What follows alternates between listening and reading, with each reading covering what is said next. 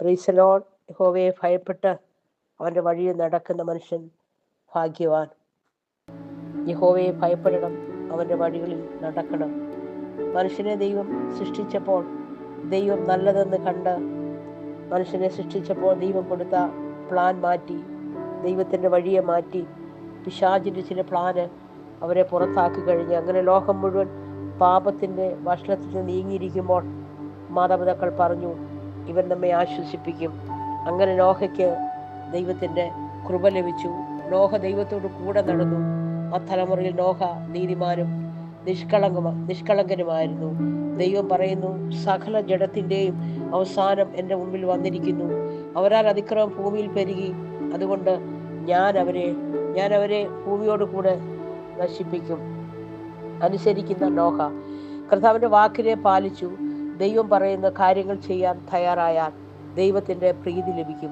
നമ്മൾ അനേകർക്ക് ആശ്വാസമായി തീരും. ചോദ്യം ചെയ്യാതെ അവൻ ദൈവത്തെ അനുസരിച്ചു. ദൈവപ്രസാദം നമ്മുടെ ജീവിതത്തിലുണ്ടോ? കുടുംബത്തിൽ ആരും ദൈവത്തെ അനുസരിച്ചില്ലേലും ഞാൻ ദൈവത്തെ അനുസരിക്കും. ആ ദൈവത്തിൻ്റെ സ്നേഹത്തിൻ്റെ ആഴം ഞാൻ മനസ്സിലാക്കും. എന്നെ അത്രമാത്രം കർത്താവ് സ്നേഹിക്കുന്നു. നോഹയ്ക്ക് വെള്ളമില്ല. നീതിപ്രസംഗിയായ നോഹ പറഞ്ഞപ്പോൾ പലരും നോഹയെ കളിയാക്കി. മഴയില്ല, വെള്ളമില്ല. നോഹയുടെ പ്രസംഗം ഒന്നും ലോകത്തൊരു ചലനവും സൃഷ്ടിച്ചില്ല. എന്നാൽ ഉൽപ്പത്തി പുസ്തകം 6-ാം അധ്യായം 14 പറയുന്നു, അതുകൊണ്ട് നീ ഗോഫർ മരം കൊണ്ടൊരു പെട്ടകം ഉണ്ടാക്കണം, അതിന് അറകൾ ഉണ്ടാക്കണം, അകത്തും പുറത്തും കീൽ തേക്കണം. ഉണ്ടാക്കേണ്ടത് എങ്ങനെയാണോ? പെട്ടകത്തിന്റെ നീളം 300 മുഴം, വീതി 50 മുഴം, ഉയരം 30. കിളിവാതിൽ ഉണ്ടാക്കണം. നോഹ ദൈവത്തിന്റെ പ്ലാൻ അനുസരിക്കാൻ തയ്യാറായി. ലോകം മുഴുവൻ വഷളായി പോയപ്പോൾ, ദൈവത്തിൽ നിന്ന് അകന്നു പോയപ്പോൾ, ദൈവത്തിന്റെ പ്ലാൻ നിൽക്കാതെ വന്നപ്പോൾ ആ തലമുറയിൽ നോഹവും കുടുംബവും ദൈവത്തിന്റെ വഴി നടക്കാൻ തയ്യാറായി. കർത്താവ് പറയാ, ഞാൻ എല്ലാത്തിനെയും നശിപ്പിക്കാൻ പോവാ. ആകാശത്തോളം ഉയർന്ന ബാബേൽ ഗോപുരം തകർന്നു, പലരും തകർന്നു, പല കുടുംബങ്ങളും തകർന്നു. എന്നാൽ കർത്താവ് പറയാ, നീ എൻ്റെ വാക്ക് കേൾക്കണം, ഞാൻ പറയുന്നത് പോലെ നീ ചെയ്യണം. നോഹ അനുസരിക്കാൻ തയ്യാറായി. എന്നാൽ നോഹയോട് ദൈവം പറയുക, വെള്ളം കൊണ്ട് ഭൂമിയെ നശിപ്പിക്കാൻ പോവാ, അതുകൊണ്ട് മാനസാന്തരപ്പെടണം, പെട്ടകത്തിൽ കയറണം. നോഹ പറയുക, നമുക്ക് തോന്നുന്നത് പോലെ പെട്ടകം പണിയാൻ പറ്റത്തില്ല. ഇന്ന് പകലൊന്ന് ഏൽപ്പിച്ചു കൊടുക്കാൻ തയ്യാറാകുമോ? കർത്താവിനോടൊന്ന് പറയാമോ? എനിക്കറിയത്തില്ല കർത്താവെ, എങ്ങനെയാണ് ഞാൻ ആകേണ്ടത്? എങ്ങനെയാണ് എൻ്റെ കുടുംബത്തെ ഞാൻ ദൈവ വഴിയിൽ, ദൈവിക പദ്ധതിയിൽ എങ്ങനെ നടത്തണം എന്ന് എനിക്കറിയത്തില്ല. നമുക്കറിയാത്ത കാര്യങ്ങൾ കർത്താവിൻ്റെ കരങ്ങളൊന്ന് ഏൽപ്പിക്കാമോ? കർത്താവ് പറയാ, ഗോഫർ മരം വേണം. നോഹ പറഞ്ഞില്ല അത് വേണ്ട, മറ്റു നല്ല മരങ്ങളും മതി, അത് വെട്ടിക്കൊണ്ട് വരാമെന്നൊരിക്കലും നോഹ പറഞ്ഞില്ല.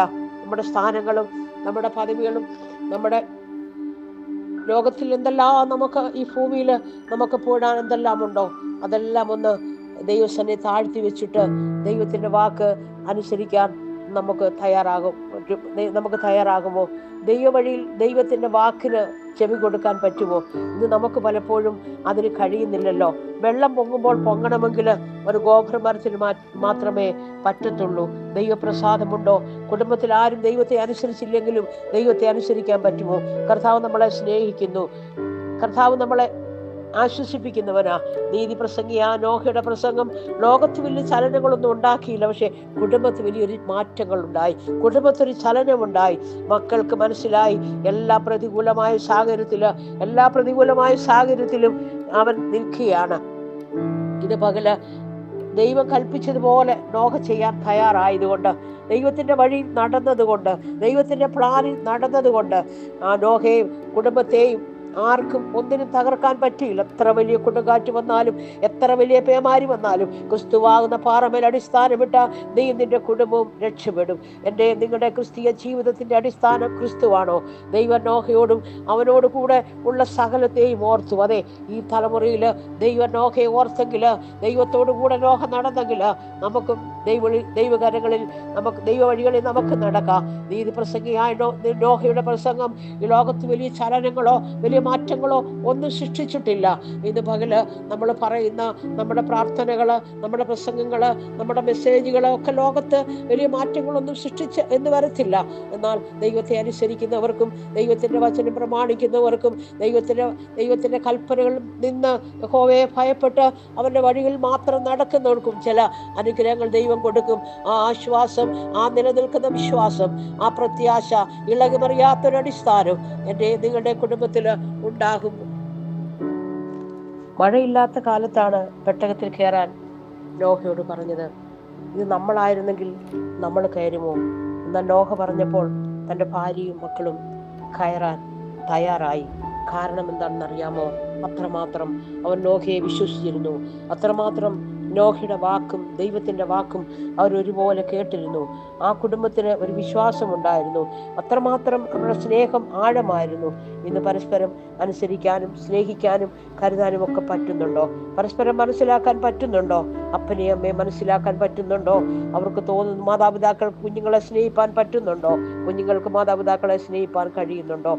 അനുസരണത്തിൻ്റെയും പ്രാർത്ഥനയുടെയും വിശ്വാസത്തിൻ്റെയും സ്നേഹത്തിൻ്റെയും ഉള്ള ദിനങ്ങളായി വരുന്ന ആളുകൾ തീരട്ടെ എന്ന് പ്രാർത്ഥിച്ചുകൊണ്ട്